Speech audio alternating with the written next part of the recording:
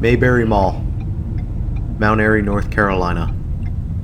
Nearly 3 years ago, I called this place far from dead. I tried to stay optimistic about it, but it all went completely wrong. Used to be JCPenney. Join me as we see what has come of the Mayberry Mall.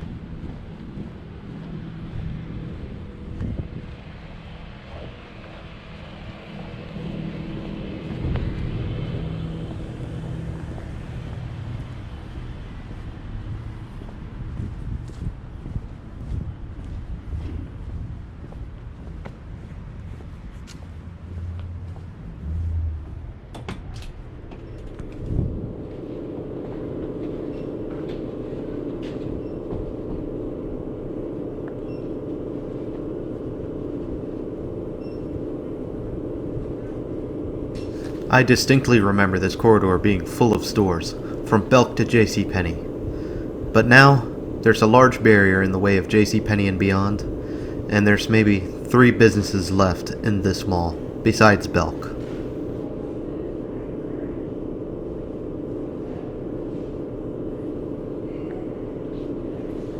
To recap on this mall's history, Mayberry Mall does get its name from the fictitious town of Mayberry in the Andy Griffith Show.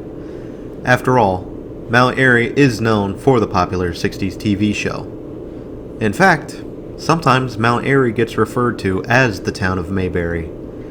Perhaps this mall was meant to be built in an effort to capitalize on potential tourism? After all, why else would a town of 8,000 people have a mall? However, the current form of this mall is more of an insult to the legacy than a compliment. The current owners are trying to reboot the mall, and maybe I'll come back to see how things go. But for now, this is what we have.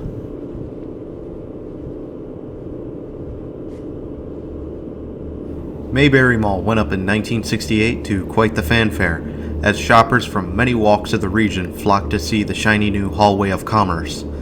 The mall would open with W.T. Grant's Grant City concept and Winn-Dixie. Belk would come to the mall a little later in 1970, but would remain a part of the mall to this day.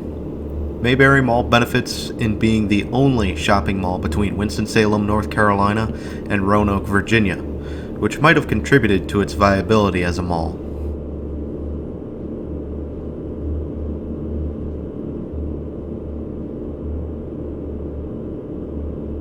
W.T. Grant would have left the mall around 1975, though this was addressed quickly as then retail giant Kmart took over the space. Winn-Dixie, in 1978, would be replaced by a newer, larger, and more modernized store just across the street.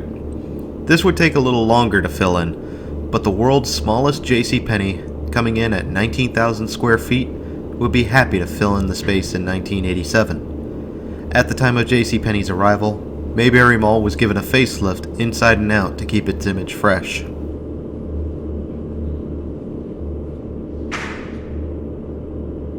Mayberry Mall had a slew of owners to its name, Columbia Properties having ownership of the mall for a time until 2007, when First Republic Group Realty would acquire the mall from Columbia.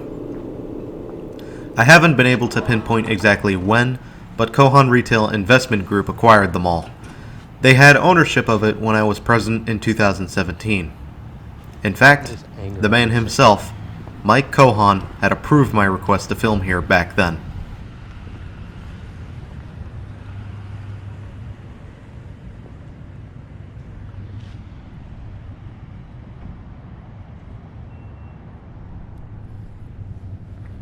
Nope, we're not done just yet. We're gonna poke around just a little bit more.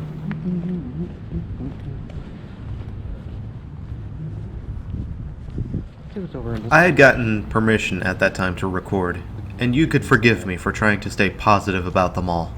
It had quite the occupancy, with only a couple vacancies here and there, between 60 and 70% total occupancy. Despite the loss of Kmart, which left in December 2016, there were still some name brands to flaunt, like Rue 21, Hibbett Sports, Maurice's, Shoe Show, Bath & Body Works, a great classic cafe, and then JCPenney and Belk to bolster these stores. On paper, this mall could have done very well for years to come.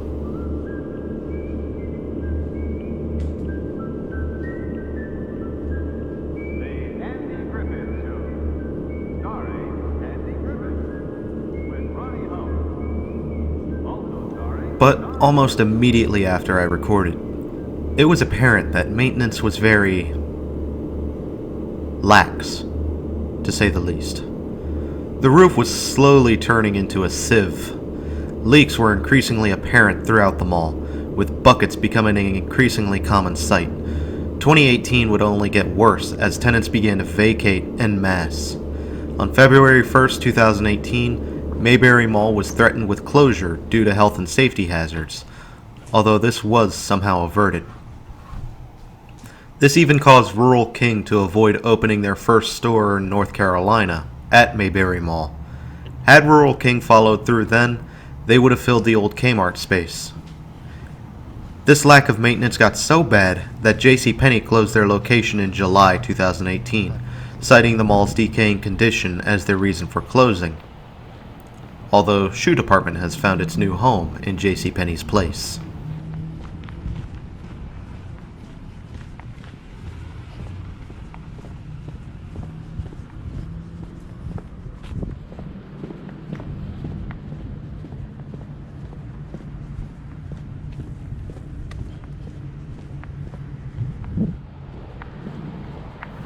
Finally, the mall would be sold in February 2019 to WRS Real Estate Investments. At this time, just Enmar Accessories, Hallmark, and a nail salon were open in the mall proper. Belk, however, was still open as well, and had even renovated their store, signaling that they were here to stay in Mount Airy. WRS immediately announced plans to renovate the mall and attract new tenants into the mall. Thanks to the disrepair the mall was left in, it would be quite a tall order. I wish WRS the best of luck in rehabbing this mall and getting it back on its feet. They have to get it back on its feet.